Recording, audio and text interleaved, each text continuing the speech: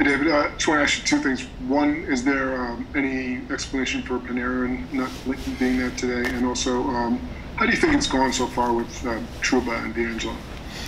First of all, Brent will be here tomorrow. It's a one-day thing, so he'll be partaking in the scrimmage tomorrow. As far as Tony and Trouba, I think they're getting better every day. It's going to be better to see them in a real scrimmage tomorrow, where you're going to go from start to finish, not have a practice beforehand.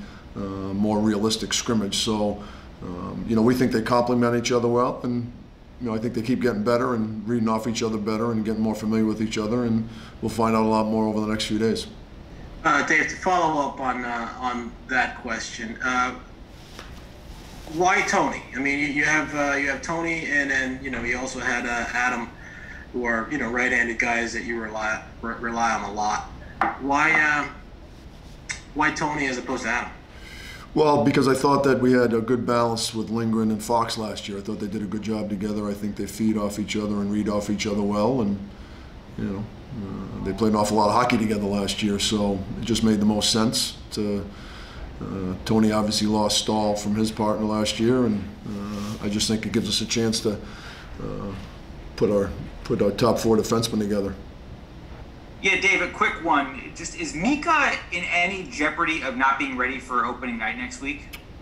I don't think so. I think, again, he's day to day, and, from all indications are he should be ready for opening night. We're expecting him back soon. I'd be a lot more worried if we were 3 or 4 days away and we weren't seeing him. With Jacob, he talked a lot about not feeling that comfortable last year, and he obviously had some up and downs. What are you seeing in him now, and what still gives you the confidence that he can be a top pair level defenseman for you? Well, number one, I think for him, he's a guy that got better as the year went on last year. He played his best hockey in the bubble, and as he's talked about, the familiarity is really going to allow him to hit the ground running this year. There's a lot of newness for him last year, a new organization. I'm sure he put some pressure on himself due to the contract. People handle those things differently at a different time and a different pace, and it just took him a little time to adapt to everything. We certainly, there were different systems he had to learn, in particular in the D zone. And, as the year went on, he got better and better and better. And like I said, we're all excited about him building off what he did in the bubble. Hey, David, the way you broke it up today kind of looks like a varsity and the rest of the team. And I guess especially on defense, can guys move back and, can guys who didn't skate this morning, are they still under consideration, or is this kind of a semi-permanent thing? No, it's definitely they're under consideration. I know it's a hard day for those guys when they see the changes and they see how the practices have been put together, and, we're not going to need everybody. We're going to need everybody this year. This is a unique situation, and we've got some good players. We've really added depth. I thought the one thing that Jeff and Chris have done a really good job is adding more depth in our organization, and they're going to be guys that were in that second group that, without question, are going to play for us this year. A couple days ago, you talked about how when you have so many guys who've been around for a long time, it might be difficult for a newcomer or a younger guy to take a leadership role.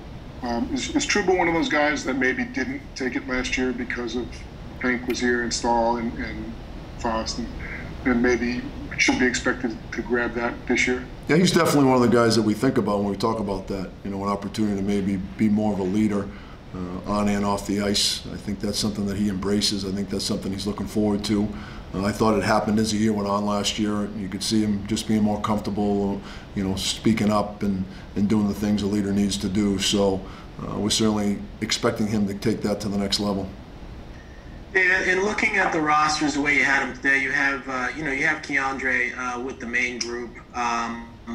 What have you seen out of him in these first days that that made you put him on this main group, and like how serious of a contender is he for a top 6 role for you? Well, he is a serious contender, and one of the things you always like about him is just his physical ability, his athleticism, how fast he closes on people. The thing that I've been happy with and surprised with is how quickly he's adapted to making good decisions at this level. Now we're going to find out more here in an exhibition game tomorrow night, and then inter-squad scrimmage, tomorrow night, and the one that we have next week as well. But during the course of practice, the pace doesn't overwhelm him at all. I think he's played at a high pace since he's been here, building off what he did in the bubble as well. So there's just an awful lot there, and you can see why we picked him where we did.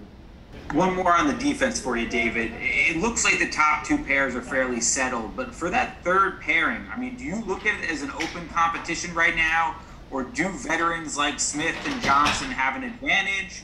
You just touched on Keandre, but how much of a factor are those young guys, and what do you need to see from them to give you confidence that maybe you would pull out a veteran and play one of those guys instead?